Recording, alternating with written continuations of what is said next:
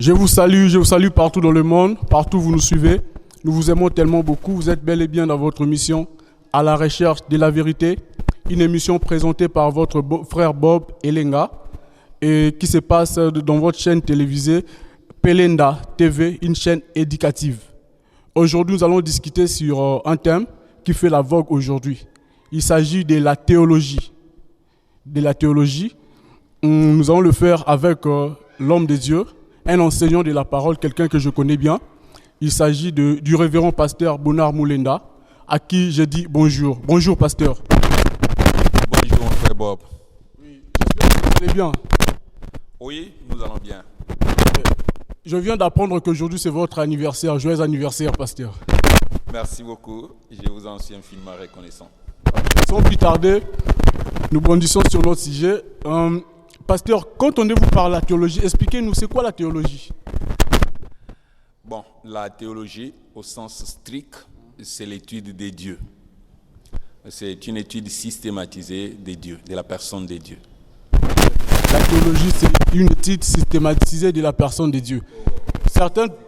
Certaines personnes disent aujourd'hui que pour devenir pasteur, je dois faire la théologie, même s'ils ne sont pas appelés. Un frère qui n'est pas appelé, il fait la théologie pour devenir pasteur un jour.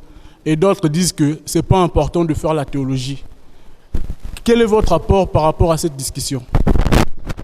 Bon, la première des choses que je dois dire, c'est que pour servir Dieu, premièrement, il faut être né de nouveau. C'est le premier appel que Dieu adresse à tous les humains. Il faut naître de nouveau, connaître le Seigneur Jésus-Christ en personne. Dès que vous êtes converti, vous êtes né de nouveau plutôt, en fréquentant une église, certainement, Dieu appelle toujours ses enfants à les servir. Alors, si vous êtes appelé au ministère, par exemple, pastoral, pendant que vous allez servir, vous aurez des indications de la part de Dieu qui vous montreront que vous êtes appelé au ministère pastoral.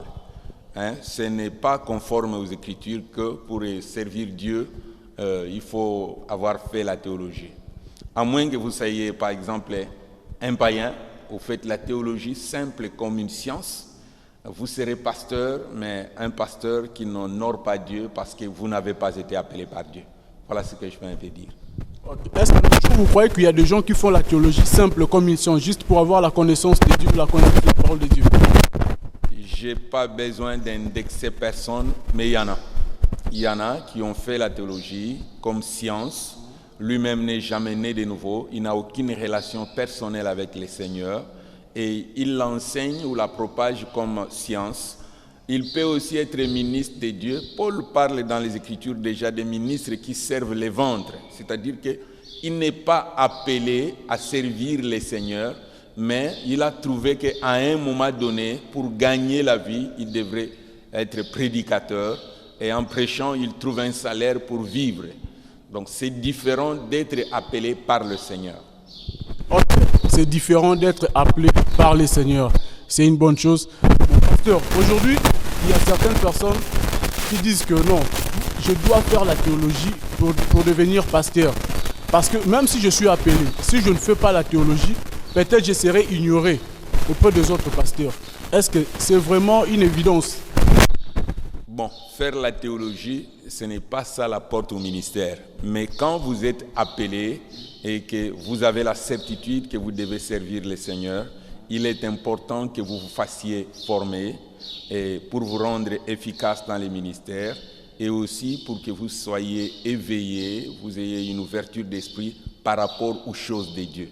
Donc, il est important, si vous êtes appelé, de vous laisser former et en passant par exemple par la théologie, par une institution biblique qui vous apprenne des choses de Dieu. C'est très important. Il est évident. Je tiens à rappeler au public que notre pasteur qui est ici devant nous, il est en même temps professeur. Il est professeur de la théologie. Bon, papa, j'aimerais aussi savoir une chose. Parce que les gens disent que la Bible, c'est un livre divin. Pour interpréter la Bible, on a besoin du Saint-Esprit. Mais dans la rue, il y a certaines personnes qui le disent. Il y a des pasteurs qui font recours à la théologie pour comprendre la Bible. Par là, je trouve comme si que vous avez ignoré la puissance du Saint-Esprit, ou soit vous avez mis le Saint-Esprit à côté pour vous appuyer sur une certaine science pour interpréter la pensée de Dieu? Non, il y a beaucoup d'amalgame là-dessus.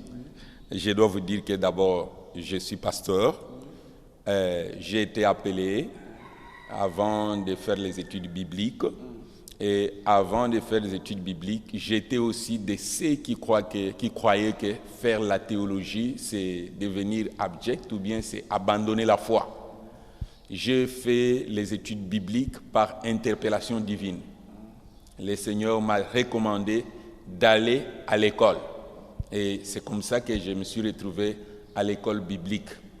Et je dois dire que la théologie au sens strict, c'est l'étude de Dieu. Mais au sens large, elle est aussi l'étude de l'œuvre de Dieu, des actes que Dieu pose, des choses qu'il fait, de la nature même de Dieu, ainsi de suite. Il est important, je dis bien, il est important de faire des études bibliques ou théologiques, les bonnes alors, parce que lorsque vous allez servir, vous serez buté à beaucoup de problèmes, à beaucoup de questions que les gens vont vous poser. Quand Dieu a créé l'homme, il a mis dans l'homme ce que nous appelons les dotations, les capacités naturelles qui étaient déjà en l'homme, dont l'homme a besoin de développer. Si vous lisez les Écritures, vous verrez que Dieu a dit à l'homme, soyez féconds et multipliez-vous. Il n'a jamais formé l'homme, donné une école ou bien donné les instructions pour dire comment on devient fécond, comment on connaît une femme pour qu'elle porte. Il n'a jamais dit à une femme, il a dit seulement que vous accoucherez avec douleur, mais il ne lui a pas dit comment on accouche ou bien comment on conçoit. Quand vous lisez les Écritures, vous verrez qu'il est écrit que Dieu a pris l'homme et la femme, il les a mis dans le jardin d'Éden pour que ceux-ci puissent les cultiver.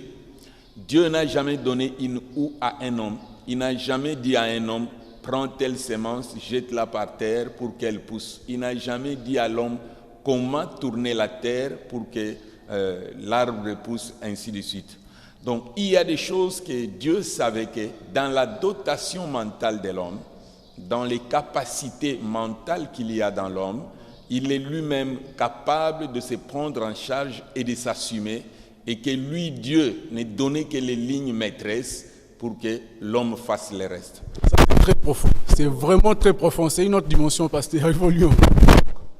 Si nous devons évoluer, je dois dire que lorsque vous êtes appelé au ministère pastoral, par exemple, vous devez vous former. D'abord intellectuellement, avoir de l'instruction.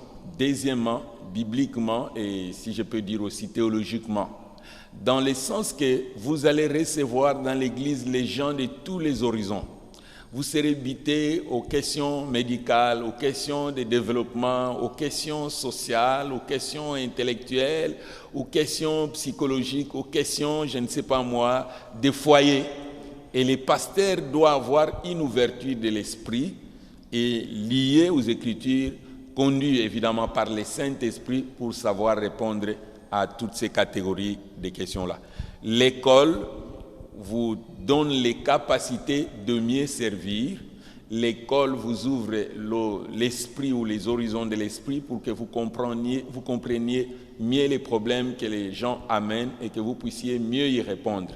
L'école vous apprend aussi, je suis pasteur et je suis professeur d'herméneutique, l'école vous apprend comment vous pouvez interpréter correctement les Écritures. Voilà. Par là, je comprends que la théologie, ça nous aide beaucoup plus sur le plan professionnel. Évidemment, sur le plan professionnel, sur le plan de notre propre relation avec Dieu et sur le plan de la connaissance de Dieu lui-même. Le plan de la connaissance de Dieu lui-même. C'est ça, cela n'exclut pas l'œuvre du Saint-Esprit dans une église ou chez l'homme de Dieu. Vous ne pouvez pas comprendre les Écritures sans l'aide du Saint-Esprit. Donc, lorsque vous avez l'appel et que vous devez interpréter les Écritures, nous insistons que vous devez avoir la guidance ou la conduite du Saint-Esprit. Mais cela ne vous empêche pas de faire, par exemple, des sciences qui vous permettent à mieux comprendre les Écritures. Je parlais tout à l'heure de l'herméneutique. Il y a, par exemple, l'exégèse. Donc, vous pouvez mieux servir le Seigneur en connaissant ces choses-là. Il faut dire ceci. À un certain moment de notre foi, l'ignorance nous aidant, nous croyons que faire des études, étudier, avoir des diplômes, c'est de l'orgueil. Et l'on croyait que pour que Dieu puisse vous utiliser, vous devez être inculte. C'est une erreur grave et l'Église continue à payer cela au travers de beaucoup de réalités dont on nous apporte, sur lesquelles on nous indexe comme critique. L'homme de Dieu devrait être formé et il devrait être une personne instruite. Je vais vous dire que quand vous lisez les Écritures, dans les livres des Actes,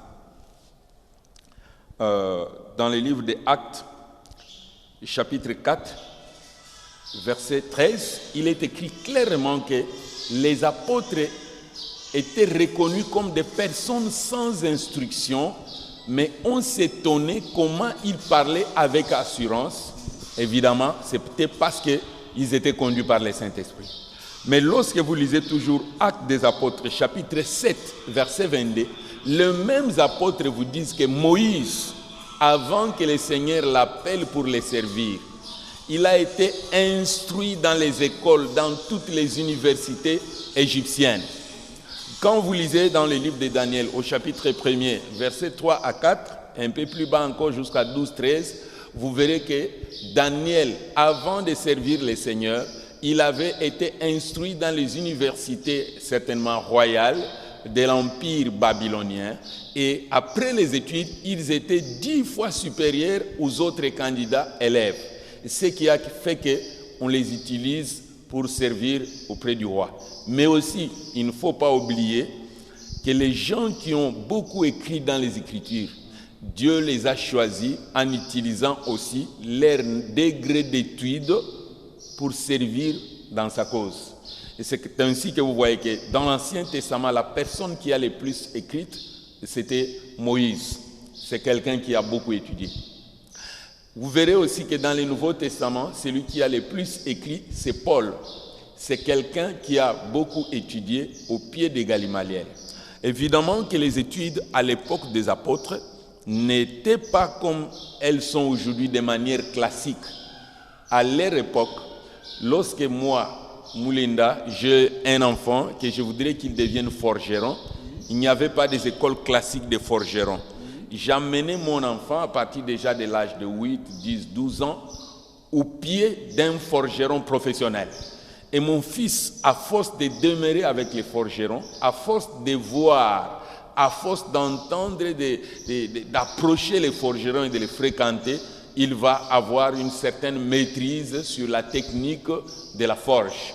Et après un moment donné, lorsque le forgeron lui-même a remarqué que l'élève ou l'apprenti est déjà non seulement assidu, mais aguerri, il pourra le libérer pour aller faire son travail. Okay. Donc, les études à l'ancienne époque n'étaient pas classiques comme chez nous aujourd'hui. Vous allez, il y a tel professeur qui est entré se schématiser, il y a des documents, des syllabus et des livres. Non.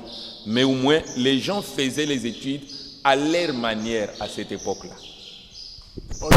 Ok, donc c'est vraiment important de faire la théologie si vous êtes appelé, si vous êtes homme de Dieu, pour mieux exercer votre ministère. Mais pasteur, par rapport à toutes ces personnes qui sont contre cette science, qui disent que non, la théologie n'est pas de Dieu, la théologie est venue juste pour s'opposer à l'œuvre du Saint-Esprit. Donc ce n'est pas permis à un homme de Dieu de faire la théologie. Nous allons nous baser sur la parole de Dieu, lire la parole de Dieu, demander au Saint-Esprit de nous aider à interpréter la parole de Dieu. Ces gens pareils, ils ne vont pas évoluer dans le ministère. Ils peuvent évoluer à leur manière, mais ils auront beaucoup de lacunes. Moi aussi, dans l'ancien temps, j'étais un de leurs. Je croyais qu'étudier et avoir des diplômes, c'est une chose charnelle, c'est lié à l'orgueil. Et je me souviens bien que j'étais déjà berger d'un groupe de prière lorsque j'étais étudiant.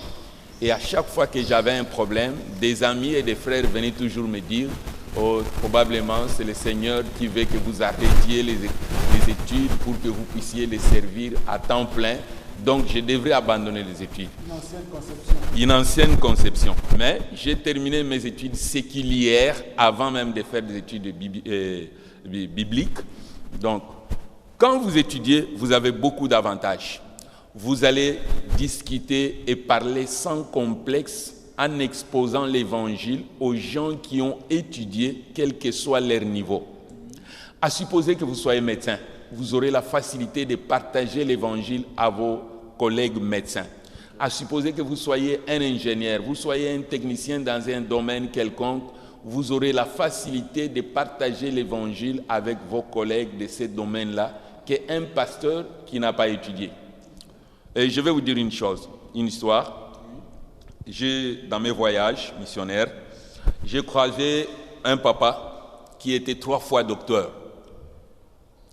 Il a été à plusieurs reprises dans les églises de réveil et finalement il est retourné dans son église d'origine, l'église catholique. Okay. Et les jours où je l'ai croisé, j'étais en train de prêcher, il était émerveillé dans une conférence et par après il m'a trouvé pour parler avec lui.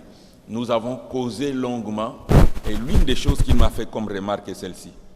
Il m'a dit que vous m'étonnez dans votre langage parce que moi j'ai été toujours dans les églises de réveil et l'on m'a toujours dit que bino batu botanga entre guillemets boza batu ya lolendo et jusqu'à ce que je me suis senti mal à l'aise et retourné à l'église catholique bien que ce ne soit plus mon milieu. Donc pour lui, on l'indexait pour avoir longtemps été en Europe, pour parler beaucoup français et pour avoir 3 fois des diplômes de doctorat. Or, faire les études, c'est une chose normale. Parler le français, c'est une langue.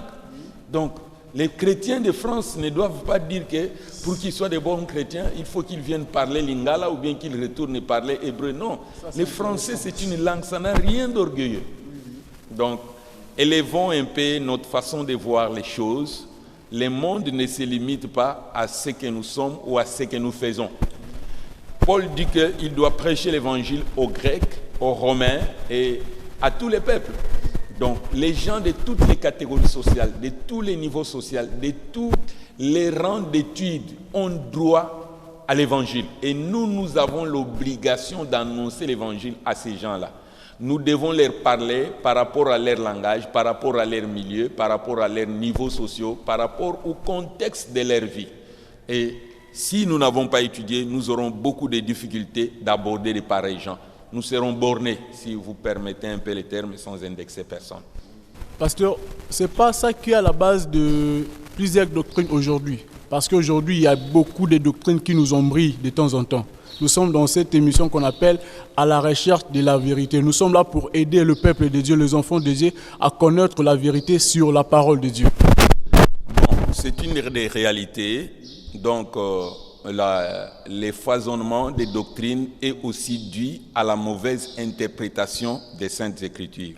Mais si nous venons dans les Saintes Écritures elles-mêmes, lorsque vous lisez les livres d'Osée, au chapitre 4e, le 6e verset, Dieu dit clairement que mon peuple périt faute de connaissance. Si vous sondez bien ces versets, vous allez trouver que Dieu ne dit pas que mon peuple périt faute de démons. Il ne dit pas que mon peuple périt faute des esprits mauvais ou des malédictions. Ce sont des choses, des réalités vraies que nous connaissons par rapport à l'environnement spirituel. Mais il dit que mon peuple périt faute de connaissance. L'ignorance des choses de Dieu est les premiers mots dont souffre l'Église, dont souffrent les enfants de Dieu. Et l'une des choses et l'un des efforts que nous devons faire, c'est que les enfants de Dieu doivent lire les Écritures, les sonder, le méditer pour connaître Dieu, pour connaître sa volonté, pour sortir l'Église de l'ignorance et de cet ensemble de doctrines qui, pour la plupart, sont basées sur des fausses interprétations. Comment faire pour en sortir, pour faire sortir le peuple de Dieu de ses pétrons? Parce qu'aujourd'hui, les enfants de Dieu souffrent beaucoup. Ils sont dans les écoles, la perdition. Bon, je voudrais critiquer ici, mais je voudrais dire que longtemps, l'Église depuis pratiquement les 5e siècle, l'Église est entrée dans un cercle, disons, dans un cycle de ténèbres qui a duré longtemps, jusque vers les 16e siècle, à l'arrivée de Martin Luther. Martin Luther était un moine catholique, théologien, mais il est allé à l'église et dans sa vocation, il avait envie de connaître Dieu. Non seulement il est devenu prêtre, non seulement il servait, mais il avait soif de connaître Dieu dans sa vie personnelle et surtout pour qu'il trouve le pardon de ses péchés. C'est comme ça que Martin Luther, tout en étant fidèle et ministre de Dieu de l'Église catholique romaine, il a entrepris de lire les Écritures. Il les lisait minutieusement pendant très longtemps. À l'époque, les Bibles étaient rares, pas répandues dans toutes les langues. C'est en lisant les Écritures, en cherchant à connaître Dieu, le repos, la paix dans son cœur par rapport au problème du péché, il a découvert qu'il est écrit dans la Bible que l'homme est sauvé par la grâce au moyen de la foi et non par les efforts, les pénitences qui étaient la base ou bien qui étaient les thèmes de prédication de l'époque. Et c'est sur base de ça que la réforme a commencé. Les enfants de Dieu, si nous voulons retourner sur le droit chemin, l'Église, si elle a besoin de retourner sur le droit chemin, l'Église a besoin de faire connaître aux enfants de Dieu les saintes Écritures. Là, moi je dirais un peu ça, Lingala, c'est une question que des abino peut passer l'ensemble. Ne mutu bokangi ba l'ensemble bongo ole botali sa bango makambo la sa bango zela bozo mi mabango parabole pa na biso kota la boue ola kisi e boue. Les chrétiens sont incapables de se prendre en charge eux-mêmes. Bon, les chrétiens aiment condamner les serviteurs de Dieu. Je ne refuse pas que nous avons une certaine part de responsabilité, mais il faut savoir que l'homme, les chrétiens, comme un homme, il aime faire ce que son cœur désire. Et selon les Saintes Écritures, dans les derniers temps, les gens seront ennemis de la vérité. Ils se feront des docteurs qui seront prêts à leur enseigner ce que leur propre cœur désire. Donc, aujourd'hui, les gens, quand ils viennent à l'église, ils ont déjà leur prédisposition personnelle. Ils veulent entendre telle chose. Ils ne viennent pas pour trouver le salut, pour chercher Dieu lui-même, mais ils ne viennent que pour trouver le Dieu qui peut les guérir. Donc, sa pensée ne sera bornée que sur le fait d'être guéri. Il veut trouver le Dieu qui peut lui apporter de l'argent ou du travail. Son cœur, ses pensées, son vrai besoin, ce n'est même pas Dieu, c'est seulement le travail. Donc quand il vient à l'église, il sera plus dans la joie quand le pasteur va lui dire que tu trouveras du travail, que quand le pasteur lui dira que répands-toi, abandonne tes péchés pour croire en Jésus-Christ. Donc ce sont des choses, des réalités que nous connaissons, et c'est malheureusement triste. Vous avez des difficultés, par exemple, de prêcher aux gens, répentez-vous de vos péchés. Les chrétiens congolais aimeraient demeurer dans ces péchés, mais entre guillemets, être bénis. Demeurer tel qu'il est, sans connaître Dieu, mais entre guillemets, trouver le travail, trouver les mariages, voyager et connaître l'essor dans sa vie. Donc, quand il vient à l'église et qu'il trouve le message qui lui annonce ce que son cœur désire ardemment, là, il s'accroche. Quand il vient à l'église, on lui dit par exemple, répentez-vous de vos péchés, vous êtes pécheurs, vous devez vous repentir. D'ailleurs, ici chez nous, on dira que pasteur Wana, Aza négatif, Azo jugé bateau. Et le message tel que la repentance, ce ne sont plus des grands thèmes des conférences, des séminaires d'aujourd'hui. Le message tel que la sanctification, la crainte de Dieu, vous verrez rarement les banderoles qui élèvent ces thèmes-là dans les lieux publics. Donc, ce sont des choses que je n'ai pas envie de critiquer l'Église ou dire à quelqu'un, c'est vous qui faites ça ou quoi, mais ce sont des réalités tristes. Mais il faut reconnaître aussi qu'il y a des enfants de Dieu qui font l'effort de ne prêcher que la vérité et de prêcher la parole de Dieu. Ok. Bon, il y a des enfants de Dieu qui font l'effort de prêcher que la vérité, de prêcher que la parole de Dieu. C'est par rapport à ces soucis-là que vous avez eu à publier, je crois, vous avez eu à publier des ouvrages, n'est-ce pas? Oui. J'ai récemment publié, depuis le mois de juillet, des ouvrages. Le premier, je l'ai intitulé « Toi, tel que le ciel te voit ». Il est là, avec 325 pages. Dans ces livres, je suis en train de dire aux enfants de Dieu que vous connaissez Dieu. Vous connaissez le Saint-Esprit, vous connaissez le Seigneur Jésus-Christ, vous connaissez beaucoup de choses sur le salut, sur l'entrée au ciel, peut-être sur les anges et même sur les démons. Mais l'une des choses que vous ignorez, vous ne vous connaissez pas vous-même. Et si vous osez vous connaître, ou dans les peu que vous vous connaissez, vous vous connaissez mal. Pas de la même façon que Dieu vous connaît. Je suis en train de dire par exemple que presque tous les serviteurs de Dieu que Dieu a appelés, pendant qu'il leur disait que vous êtes qualifiés pour me servir, pour rendre tel ministère, exercer tel ministère, la plupart, en commençant par Moïse, ont commencé à s'excuser pour dire non, Dieu, tu as commis une faute. Ce n'est pas moi, tu dois chercher une autre personne. Moïse a dit que moi je bégaye, moi je ne sais pas parler. Quand Dieu lui a assuré que non, malgré que vous bégayez, je vous trouverai Aaron. Et malgré que vous avez des défauts et des faiblesses, Dieu lui a dit que c'est moi qui ai fait toutes ces choses-là. Moïse est allé jusqu'à même à dire à Dieu, choisis quelqu'un d'autre, pas moi. Alors dans ces livres, je suis en train d'apprendre à l'homme à s'estimer, à se prendre en valeur, à se voir tel que Dieu les voit.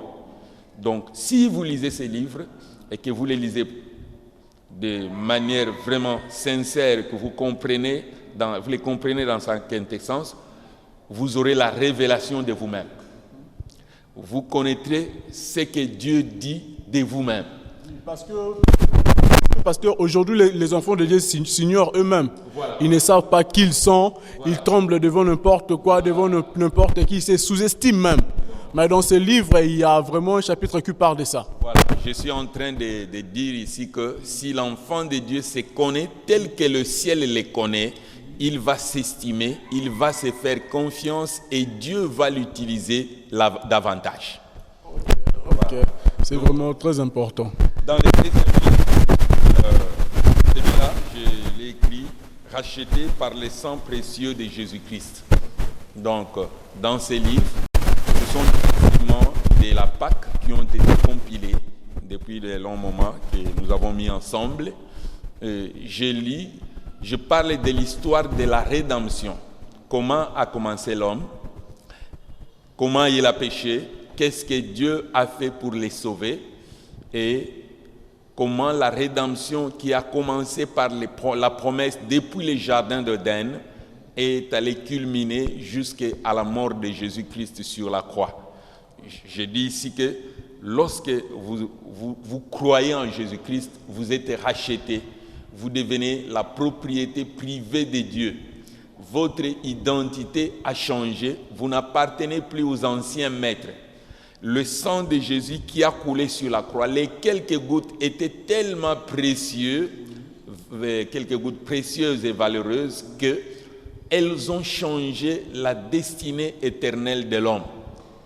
Donc, il y a beaucoup de conséquences quand vous croyez, lorsque le sang de Jésus a coulé, quelles sont ces conséquences qui sont venues sur vous. Vous pouvez retrouver ça dans ce petit livre. Il a juste 185 pages.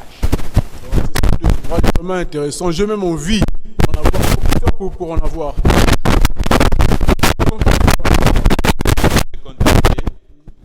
contactez en personne et je verrai que faire et comment entrer en contact avec vous pour que vous puissiez les obtenir.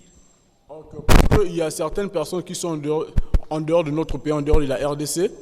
Comment faire pour vous contacter? Si vous avez un numéro, une adresse email, vous pouvez me laisser alors.